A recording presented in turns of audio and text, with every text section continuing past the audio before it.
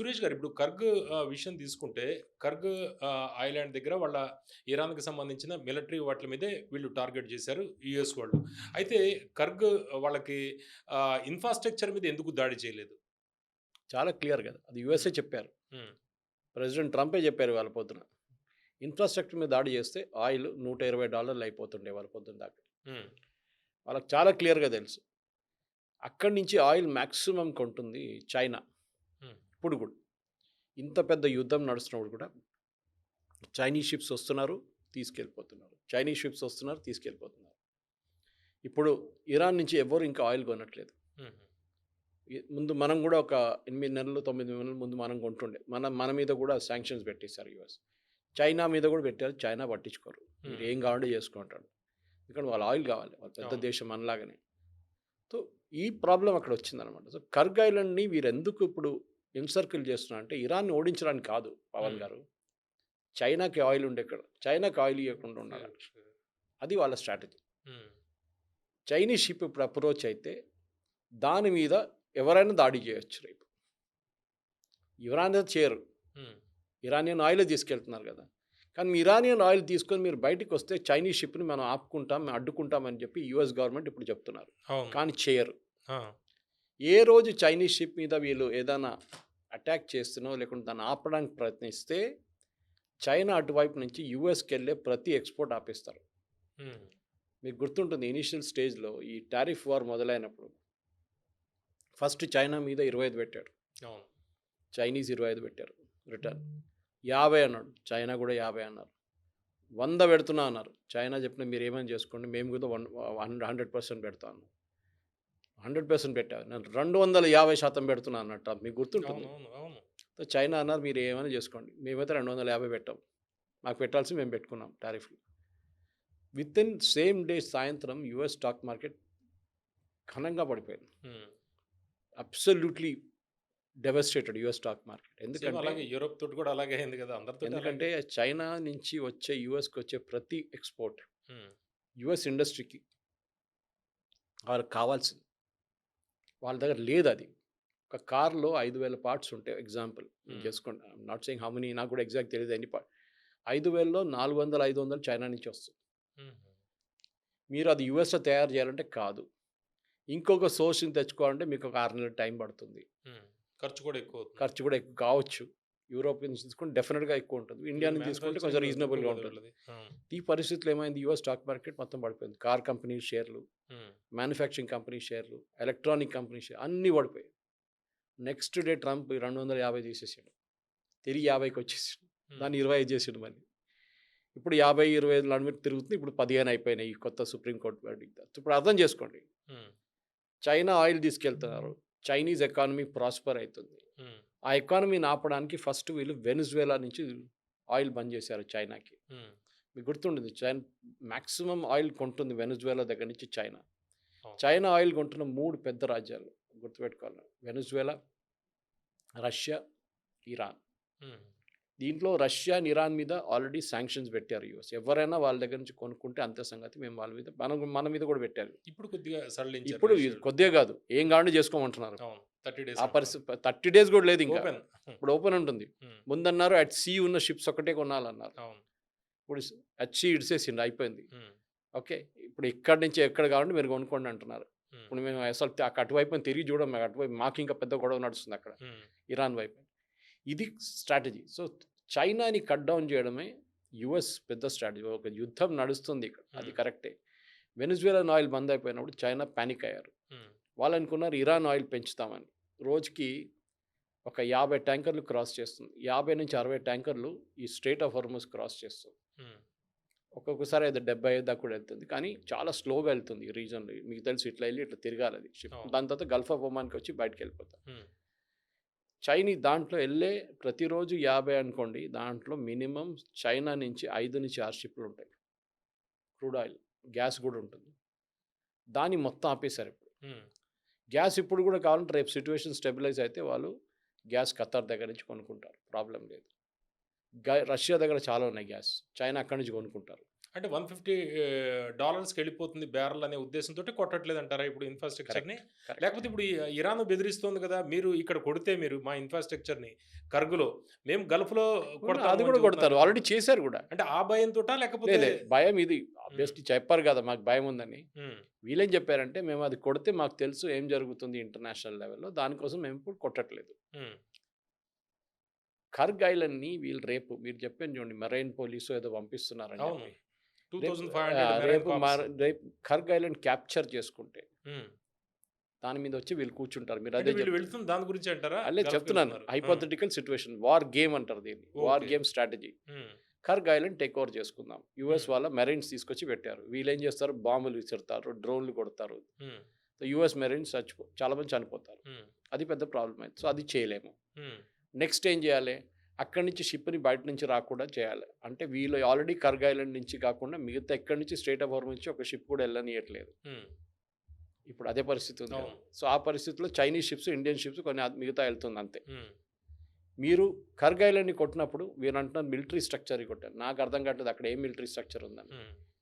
వీళ్ళకేం కావాలంటే కర్గ్ ఐలాండ్‌ని వీళ్ళ చేతిలో తీసుకోవాలని ఉంది.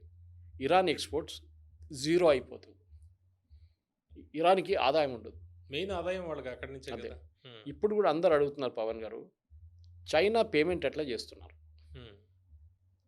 మీరు చైనీస్ షీ జిన్‌పింగ్ ఉంటే ఇవాళ ఇరాన్‌కి పేమెంట్ చేయాలి. మీరు ఎట్లా చేస్తారు? మీరు డాలర్లు చేయలేరు. స్విఫ్ట్ ఇంటర్నేషనల్ బ్యాంకింగ్ అవును. సిస్టమ్ తీసేశారు. బంద్ అయిపోయింది కదా! హ్మ్. మీరు డబ్బులు ఎట్లా రీచ్ అవుతుంది? ఆబ్వియస్లీ అది చైనా డెఫినిట్‌గా క్యాష్ ఇస్తున్నారు, ఆయుధాలు ఇస్తున్నారు. హ్మ్. వచ్చే షిప్ దాన్ని తీసుకొస్తుంది ఖాళీగా. హ్మ్. వెళ్తూ ఆయిల్ తీసుకొని వెళ్ళిపోతుంది. ఓహ్! మనందరూ అడుగుతుంటాం ఇరాన్ దగ్గర ఇన్ని ఆయుధాలు ఎక్కడి నుంచి వస్తున్నాయి? ఇరాన్ దగ్గర ఇన్ని డ్రోన్‌లు ఎక్కడి నుంచి వస్తున్నాయి? ఇరాన్ దగ్గర ఇన్ని మిసైల్స్ వస్తున్నాయి. 14 రోజులు అయిపోయాయి. ఇంకా హ్మ్. కొడుతున్నారండి. ఇది రీజన్. ఓకే. యూఎస్ ఇప్పుడు కర్గ్ ఐలాండ్ ఎందుకు కొట్టారంటే వీళ్ళకి చైనీస్‌ని ఆపడానికి. హ్మ్. అట్‌లీస్ట్ ఒక 20 రోజులు ఆపితే వీళ్ళకి ఆయుధాలు రావు. వీళ్ళ దగ్గర డబ్బులుండవు. ఈ హ్మ్. రెజీమ్ పడిపోతుందని. కానీ అది పడిపోదు. అది ఉంటది రెజీమ్ అసలు ఎక్కడ రహస్యం అది. ఆ! రహస్యం అది అసలు అది వెనకాల. మెయిన్. ఆ! ఏ యుద్ధమైనా ప్రాఫిట్ అండ్ లాస్ చూస్తారు. హ్మ్. మనం కూడా సింధూర్ చేసినప్పుడు ఒక ప్రాఫిట్ అండ్ లాస్ స్టేట్మెంట్ ఉండే. హ్మ్. కొట్టాల్సింది కొట్టామా? కొట్టాము. వాళ్ళు మన మీద కొట్టాము మనం ఆపామా? ఆపేసాము. రిజల్ట్ ఏంటి? 1-0 okay. Let us close the chapter. లేదు పాకిస్తాన్ 1-0 కాదు మేము కొడతాం మళ్ళీ ఇంకోసారి కొట్టారు. మనం మిల్లి కొట్టాం. హ్మ్. వాళ్ళు రాడార్‌ని డెస్ట్రాయ్ చేసారు. అప్పుడు 2-0 అయిపోయింది. హ్మ్. దాని తర్వాత వాళ్ళ ఎయిర్ బేసు అక్కడ ఇక్కడ అన్ని కొట్టేసి 3-0 అయిపోయింది. ఇప్పుడు వాళ్ళొచ్చి మన దగ్గర సరెండర్ అడిగారు. ఓకే. అంటే సరెండర్ అని కాదు సీజ్‌ఫైర్ అడిగారు. మనం ఓకే అని చెప్పాము మనం. హ్మ్. ఇప్పుడు సీజ్‌ఫైర్ అనే కాన్సెప్టే రావట్లేదు. మీరు గుర్తుంటుంది ఇనీషియల్ స్టేజ్‌లో ట్రంప్ ఐ హ్మ్. థింక్ 4, 5 రోజు అన్నారు. హ్మ్. Iran has to surrender unconditionally అన్నారు. హ్మ్. ఇప్పుడు ఆ మాట అంటున్నారా? అనట్లేదు. అనట్లేదు. ఆయనకి తెలిసిపోయింది దట్ రెజీమ్ అక్కడే ఉంటుంది. మీరు ఇప్పుడున్న ఖమేనీని కూడా కొట్టండి. వాడు ఇంకో తయారవుతాడు. ఇంకోడొస్తాడు. 86 సంవత్సరాలు ఉన్న ఖమేనీ పోయిన తర్వాత 56 సంవత్సరాలు ఉన్న హ్మ్. Young Khamenei Mustafa. వచ్చాడు. హ్మ్. ఈయన కొడితే మళ్ళీ ఇంకో 25 ఇయర్ ఓల్డో, 26 ఇయర్ ఓల్డ్ వచ్చి కూర్చుంటాడు. హ్మ్. వాడు వీడికన్నా కట్టర్ ఉంటాడు. హ్మ్. ఏం చేయలేము అని చెప్పి వాళ్ళకి తెలిసిపోయింది. అండ్ దట్ ఈస్ వై ఇప్పుడు యూఎస్ అంటున్నారు. ఈవెన్ యూఎస్ డిఫెన్స్ సెక్రటరీ అంటున్నారు. Regime change is not possible. హ్మ్. మళ్ళీ మీరు ఎందుకు వెళ్ళారు అక్కడ? మీరు అన్నారు యురేనియం ఉందన్నారు. యురేనియం మీకు దొరకలేదు. మీరు అక్కడ దగ్గర కూడా వెళ్ళలేకపోయారు. మీరు అన్నారు వాళ్ళ మిసైల్స్ అంతా ధ్వంసం చేస్తారు. ఇప్పుడు కూడా వాళ్ళు ఫైర్ చేస్తున్నారు. నిన్న కూడా సౌదీ అరేబియా మీద ఫైర్ చేశారు. అవును. మీరు అవును. ఏం సాధించాలనుకున్నారు? ఏం సాధించలేకపోతున్నారు. అది ప్రాబ్లమ్. అమెరికాలో అంటున్నారు ట్రంప్ ఒక చాలా ఫూలిష్ స్టేట్మెంట్ చేశారు. అక్కడున్న పొలిటీషియన్స్ అందరూ అదే మాట్లాడుతున్నారు దాని గురించి. ఏమన్నారు? హ్మ్. మేము ఆయిల్ రేట్ పెరిగితే మాకు మంచిదే కదా! మాకు లాభాలు వస్తున్నాయని చెప్పి. హ్మ్. ఎవరండి అక్కడ ప్రజలు కడుతున్నారు ఎక్కువ డబ్బులు. లాభాలు ఎవరు తీసుకెళ్ళిపోతున్నారు? అక్కడున్న ఆయిల్ కంపెనీస్. హ్మ్. ఆయిల్ కంపెనీస్‌కి లాభాలు వస్తున్నాయి. Yes correct. అక్కడున్న ప్రజలకి కోపం వస్తుంది ఇప్పుడు. అంటే ఈయన ఆయిల్ కంపెనీస్ కోసం మాట్లాడుతున్నారా? హ్మ్. లేకుంటే మన ప్రజల కోసం మాట్లాడుతున్నారా అని అడుగుతున్నారనమాట. పవన్ గారు మనం అర్థం చేసుకోవాలంటే ఇది చాలా కాంప్లికేటెడ్ జియో పొలిటికల్ సిట్యుయేషన్‌కి వెళ్తుంది ఇది.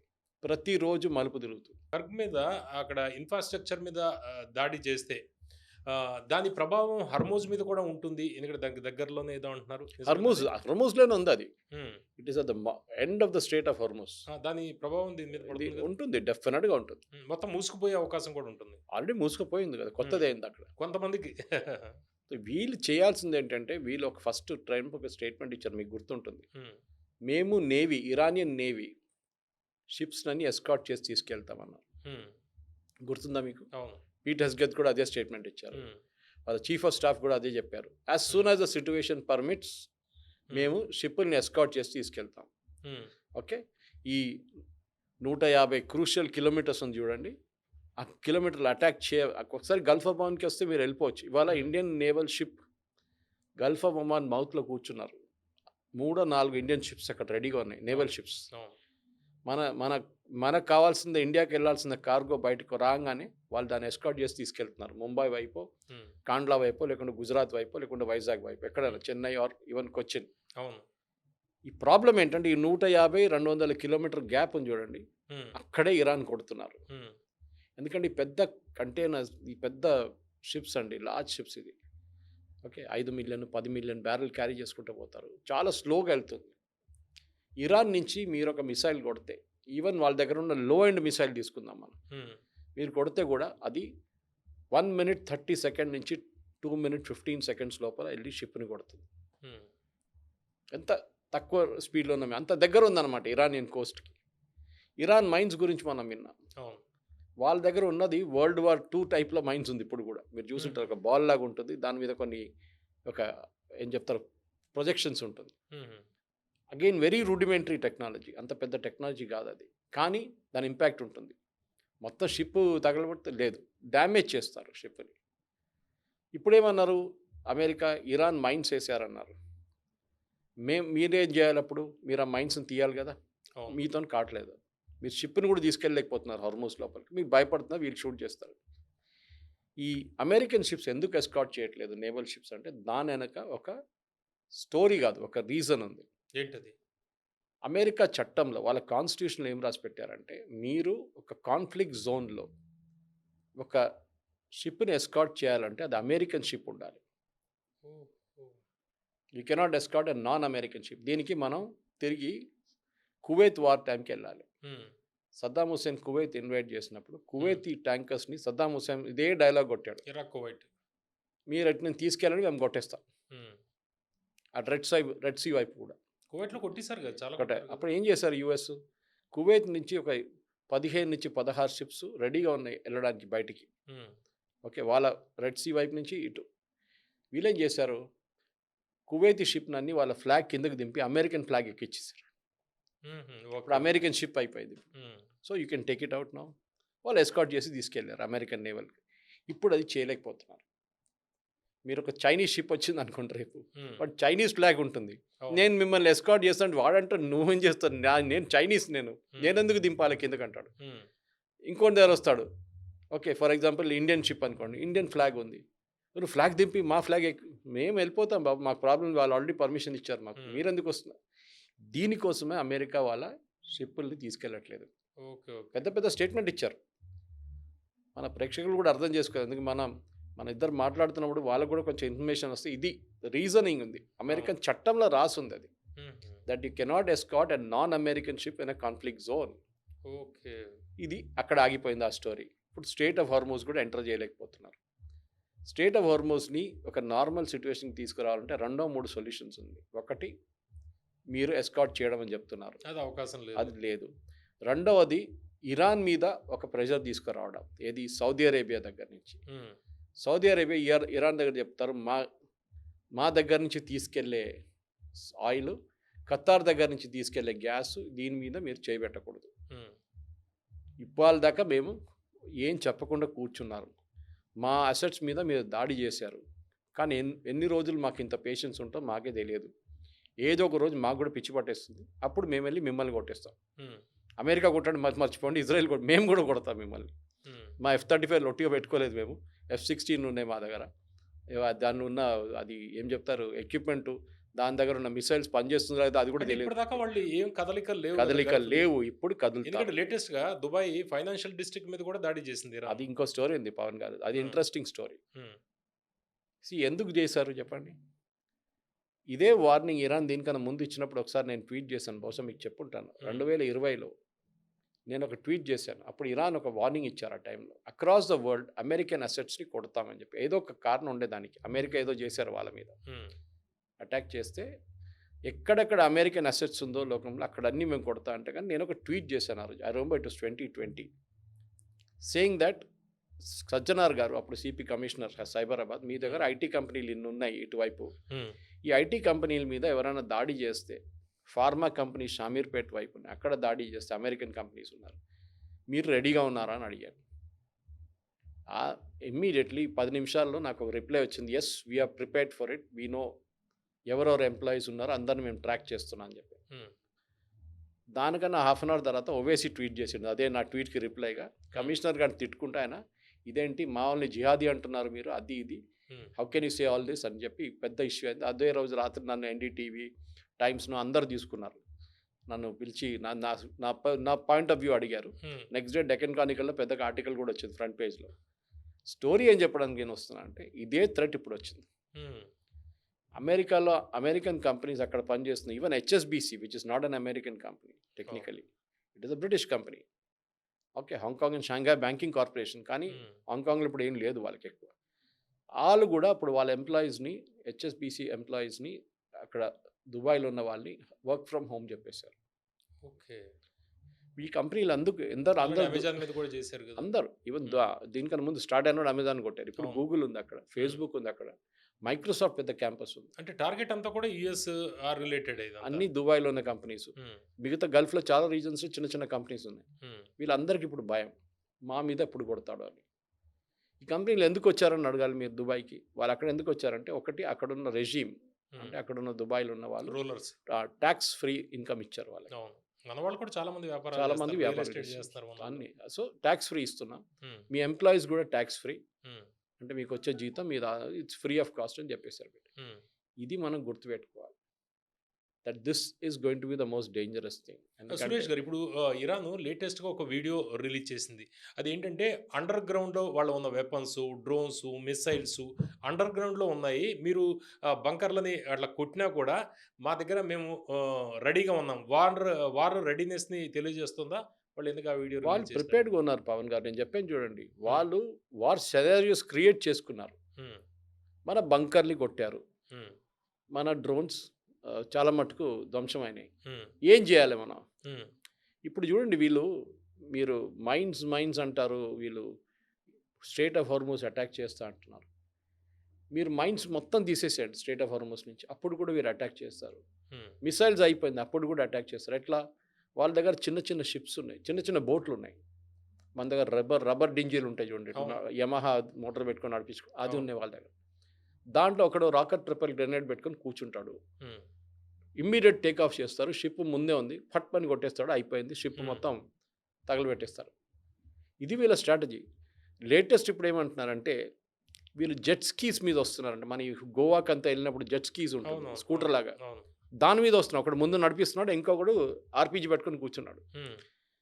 మూడో పాయింట్ ఇప్పుడున్న వెదర్లో చాలా హాట్ వెదర్ ఇప్పుడు. హ్మ్. హ్యూమిడిటీ చాలా ఎక్కువ. సో అక్కడ ఏమవుతుందంటే ఒక 8 మీటర్ల నుంచి 30 మీటర్ల దాకా ఒక హేజ్ లాగా వస్తుంది. హ్మ్. ఒక ఫాగ్ లాగా ఉంటుంది. అవును. ఇది సీ పైన హ్మ్. నీళ్ళ నుంచి ఒక 8 మీటర్లు 24, 25 ఫీట్ దాకా మొత్తం మిస్ట్ లాగా ఉంటుంది. అంటే విజన్ ఏం కనిపించదు. హ్మ్. సో అక్కడ షిప్ మీద ఉన్న ఈవెన్ నార్మల్ క్యాప్టెన్ ఏది ఆయిల్ ట్యాంకర్ వాళ్ళ దగ్గర తుపాకీ పట్టుకుని ఎవరికి రెడీగా లేరు. కానీ ఆయన ఏమైనా ఎవేజివ్ యాక్షన్ అంటే మార్చుకోవాల్సింది లేకుంటే ఎవరినైనా ఇన్ఫార్మ్ చేయాలంటే ఆయన రాడార్లో కూడా అది కనిపించట్లేదు. హుహు. వీళ్ళు దగ్గరకు వచ్చినప్పుడే వీళ్ళకి కనిపిస్తుంది. అది అడ్వాంటేజ్. మూడో అడ్వాంటేజ్. దానికోసం స్ట్రెయిట్ ఆఫ్ హార్మస్ ట్రంప్ ఒక స్టేట్మెంట్ ఇచ్చారు మొన్న. దమ్ముంటే క్యాప్టెన్లు ఇంత మాట్లాడుతున్నారు కదా, దమ్ముంటే మీరందరూ మీ బోట్లు తీసుకొని మీ షిప్పులు తీసుకొని ఇక్కడ రండి. అప్పుడు మిమ్మల్ని నేను అంగీకరిస్తాను. దమ్ముంటే మీ అమెరికన్ షిప్స్ని రమ్మనండి. హ్మ్. మీరు మిగతా కంట్రీస్ని ఛాలెంజ్ చేస్తున్నారు. మనమైతే ఇప్పుడు దాకా 3 షిప్పులు బయటకు తీసుకొచ్చాం. ఇంకా 14 ఆగి ఉన్నాయి మనది. అది కూడా తీసుకొచ్చేస్తాం. కానీ రోజుకి ఆ రీజన్లో 20% వరల్డ్ ఆయిల్ అండ్ గ్యాస్ అక్కడి నుంచే పాస్ అవుతుంది. 40% ఫర్టిలైజర్ అదే రూట్ నుంచి బయటకు వస్తుంది. అట్లాంటి రూట్ని ఇప్పుడు ఇరాన్ ఎప్పుడైనా మీరు ఆలోచించాలంటే అమెరికా యుద్ధం మొదలుపెట్టే ముందు ఈ సెనారియో వస్తే మీరు ఏం చేస్తారు? అవును. You didn't plan for it. Simple. Plan చేయలేదు. దానికోసం ఈ పరిస్థితికి వచ్చాం మనం. ఇక్కడ మీరు ఇప్పుడు తెహరాన్ మీద బాంబింగో, ఇస్ఫహాన్ మీద బాంబింగ్‌లో లేకుంటే మిగతా చోట్ల బాంబింగ్ ఏం వినట్లేదు ఇప్పుడు. మీరెక్కడ వినిపిస్తుంది? ఏమన్నా వినిపిస్తుందా? అప్పుడప్పుడు ఇరాన్ వాళ్ళు, ఇజ్రాయెల్ వాళ్ళెళ్లి బాంబేస్తున్నారు. హ్మ్. అంతే. కానీ ఇప్పుడు అందరూ మాట్లాడుతున్న ఈ యొక్క స్ట్రెయిట్ ఆఫ్ హోర్ముజ్ గురించి ఒకటి. సురేష్